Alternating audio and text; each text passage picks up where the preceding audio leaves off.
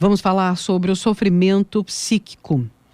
Como tratar deste assunto, pessoas próximas. Será que a gente presta atenção no que está acontecendo com as pessoas, né? Com a realidade que está ao nosso redor? Como tratar, como promover ambientes em que isso possa ser discutido, o adoecimento psíquico, os principais transtornos? Eu converso com o Dr. Eduardo Oms, que é psiquiatra, coordenador do Grupo de Assistência Psicológica ao Aluno da Faculdade de Medicina da USP. Esse grupo se chama GRAPAL. E do Ambulatório de Psiquiatria do Hospital Universitário aqui da USP. Doutor Eduardo, bom dia, mais uma vez contribuindo aqui no Jornal. Como vai? Bom dia, obrigado pelo convite, bom dia para os ouvintes também.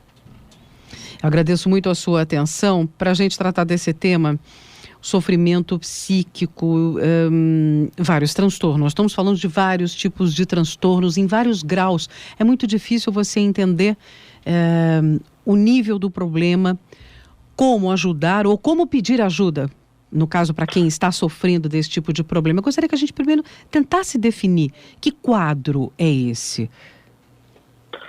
Quando a gente fala de sofrimento psíquico, a gente está falando de um conjunto de condições que a pessoa pode estar apresentando alguma dor. Essa dor ela pode ser tanto por algo reativo ao ambiente, então a dor de um luto, a dor de um momento difícil que você está experimentando, como também um quadro psiquiátrico. A gente, como sociedade, querendo ou não, tem um preconceito muito grande em relação ao adoecimento psiquiátrico. A tendência na nossa cultura é de minimizar muito o impacto desse sofrimento, e aí uma questão importante de trazer para a discussão é justamente que mesmo o sofrimento, que não é um adoecimento psiquiátrico, ele merece que nós podemos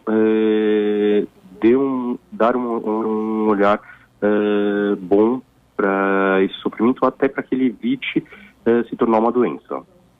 Então, muitas vezes a gente vai focar muito na questão do suicídio, na questão de prejuízos maiores relacionados a drogas, só que a gente tem que não só focar nos quadros mais graves, em que você tem um maior prejuízo para o funcional, para o indivíduo, mas a gente também tem que prestar atenção no sofrimento quando ele surge, e mais do que isso, a gente tem que promover hábitos de vida saudáveis, a gente tem que promover um ambiente saudável para que a gente ajude a diminuir o impacto do ambiente como um fator para o adoecimento.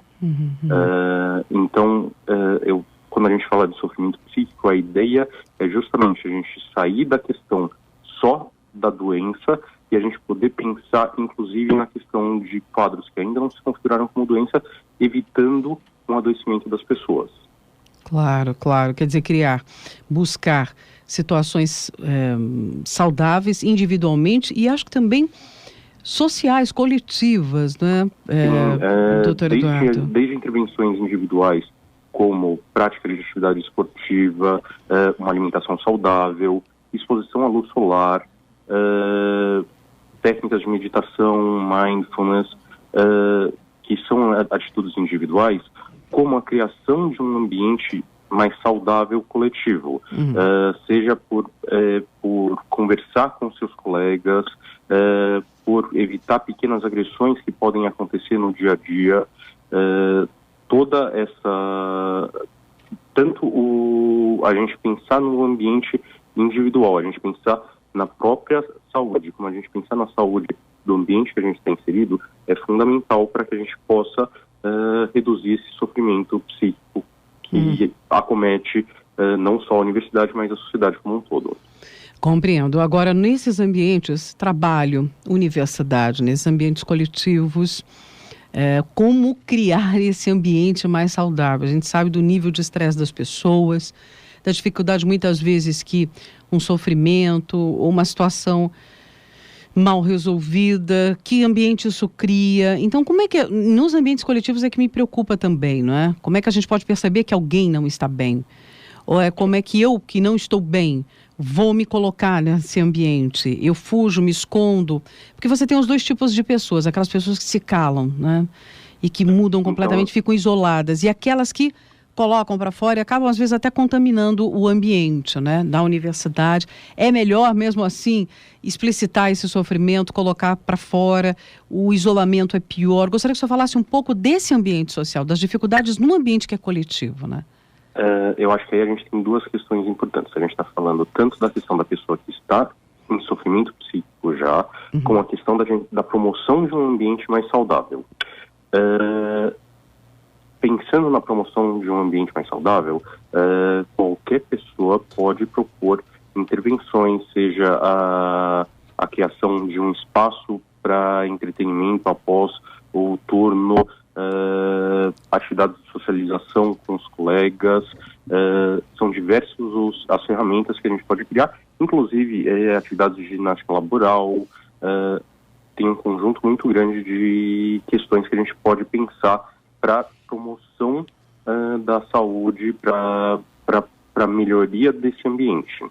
Além disso, tem essa outra questão que você traz, que é, uma vez que a pessoa não está bem, como a gente vai lidar? E eu acho que as duas situações que você coloca, tanto a pessoa que está isolada, quanto a pessoa que traz um problema, e esse problema acaba contaminando as outras pessoas, isso envolve, muitas vezes, o fato que nós, como grupo, muitas vezes não tomamos uma atitude. Então, se a gente tem uma pessoa que a gente observa que está sofrendo, muitas vezes a gente observa isso distante, e mesmo pessoas mais próximas não tomam iniciativa para conversar com a pessoa, para buscar mostrar que estão percebendo esse sofrimento, estão percebendo que a pessoa está mais introvertida, estão percebendo que a pessoa está mais cabisbaixa, e aí esse sofrimento fica continuado.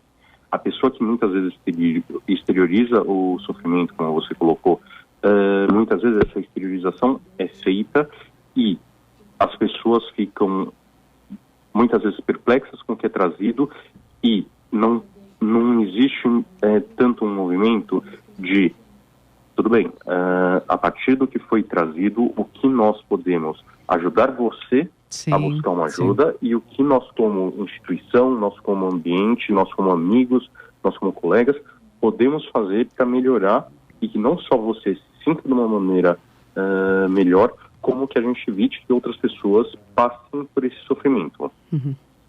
Então, algo que é muito importante é que esse engajamento ele seja encarado como uma tarefa, como algo que é pertinente do estar em sociedade.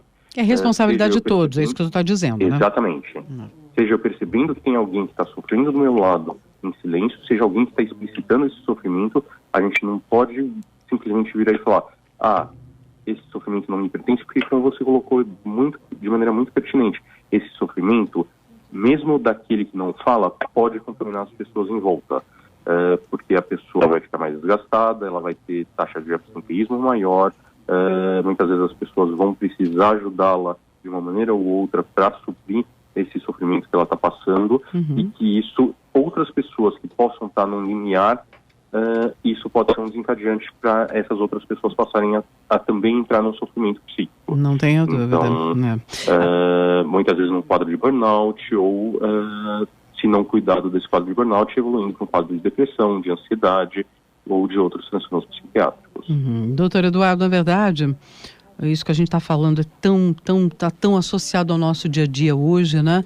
O sofrimento psíquico, ele vai existir, a gente só vai conseguir controlar. Acho que em qualquer momento da vida, em qualquer situação, em vários ambientes, esse sofrimento ele vai existir. Esse sofrimento faz parte, não é, do próprio ser humano. Agora a gente tenta controlar ou minorar esse problema. Dentro da universidade, o senhor vai fazer um colóquio no Instituto de Física para discutir esse assunto também, o adoecimento psíquico, e a gente está falando dos diversos ambientes. E aqui dentro da universidade? E dentro do curso de medicina? Se a gente tivesse que, falar desse ambiente aqui, há canais para falar sobre isso? Como é que a gente trata dos alunos, dessa pressão que professores, alunos, todos, funcionários... Há canais para a gente tratar dessa questão de forma coletiva? Nos últimos anos, nos últimos anos, eu estou como coordenador do ambulatório aqui do Hospital Universitário, já tem 5 anos, há um ano eu estou na coordenação do Grapal. A gente tem observado cada vez mais um corpo de docentes, de discentes, de funcionários técnicos administrativos que estão trazendo esse assunto à pauta. O próprio movimento da gente ter esse espaço, pelo qual eu sou muito grato aqui com a Rádio USP, já é mais um passo no sentido de cada vez mais a gente trazer a agenda de falar sobre o adoecimento psíquico para o dia a dia da universidade. E sim, tem cada vez mais um corpo de pessoas que estão se mobilizando, que estão colocando de lado o estigma relacionado às doenças psiquiátricas e conseguindo trazer isso como algo que é necessário e podendo funcionar como interlocutores de nós, profissionais da saúde mental, junto aos diversos canais. Com certeza, no mundo ideal, a gente poderia ter muitos outros canais, só que a gente tem que pensar que a universidade é uma universidade muito grande, uma universidade que vem passando por uma restrição orçamentária de contratação e que faz com que a nossa possibilidade fique um tanto quanto reduzida. Mas a gente tem conseguido tanto manter a oferta de casos novos no ambulatório de psiquiatria do hospital, como cada vez mais a gente vê docentes que quando a gente busca ou quando buscam a gente para questionar o que eu posso fazer porque estou observando um aluno que está numa situação que eu não entendo, o que eu posso fazer para ajudar a criar um ambiente, e essas respostas elas não são respostas universais. A intervenção que eu vou fazer na psicologia, que eu vou fazer na poli, que eu vou fazer na faculdade de medicina, que eu vou fazer na física ou que eu vou fazer na farmácia, são intervenções diferentes.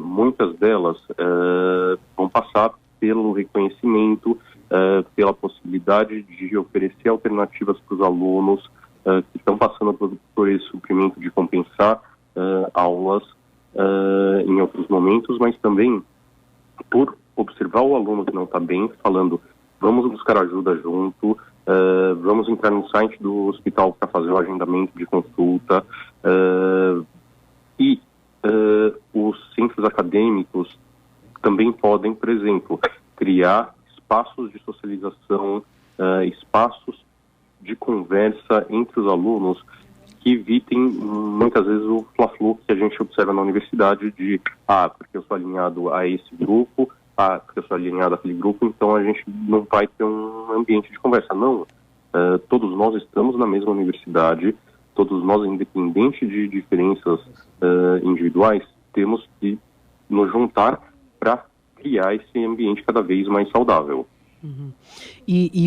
Tanto o professor pode ter essa atitude de dizer, olha, tenho percebido esse aluno, como o próprio amigo de um aluno, ou o próprio aluno, a própria pessoa, buscar esse grupo, né? Achar que tem a necessidade de buscar, e aí esse tratamento, só para que eu compreenda, e o nosso ouvinte, doutor Eduardo, é coletivo, há uma terapia que é em grupo, o atendimento é individual, há essas duas modalidades? No hospital universitário, nós temos atendimento psiquiátrico. O atendimento psiquiátrico é sempre individual. O agendamento ele é feito pelo sítio eletrônico do hospital. Uma vez por mês a gente disponibiliza um conjunto de vagas para preenchimento. Inclusive o próximo, eu acredito que seja no próximo dia 22, o agendamento das consultas. O site é www.hu.usp.br/agendamentos. Entrando lá, você clica em cima de psiquiatria e aparece que dia 22 de maio, a partir das 7 horas da manhã, terão vagas disponibilizadas para a comunidade USP. E essas vagas elas são para docentes, funcionários, alunos e os dependentes cadastrados nessas 3 categorias. Muitas vezes, a partir desse encaminhamento, tem uma demanda de um segmento de uma intervenção maior. E aí o profissional que está fazendo o atendimento muitas vezes pode pedir para o paciente autorização para entrar em contato na unidade quando considerar que é o caso para uma intervenção outra. Então, aí, portanto, os canais, lembrando também que o que fazer com o sofrimento psíquico na academia será tema, não é? Hoje, de um colóquio no Instituto de Física, no Auditório Abrão de Moraes, a partir das 16 horas. É isso, professor? Exatamente. O senhor também vai tratar desse tema? Ele também será televisionado pela internet.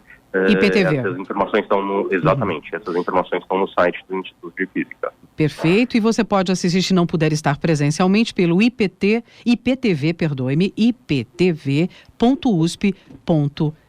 Eu conversei com o Dr. Eduardo Omes, psiquiatra, coordenador do GRAPAL, que é o Grupo de Assistência Psicológica ao Aluno da Faculdade de Medicina da USP e do Ambulatório de Psiquiatria do Hospital Universitário. Obrigada mais uma vez por sua atenção. Muito obrigado.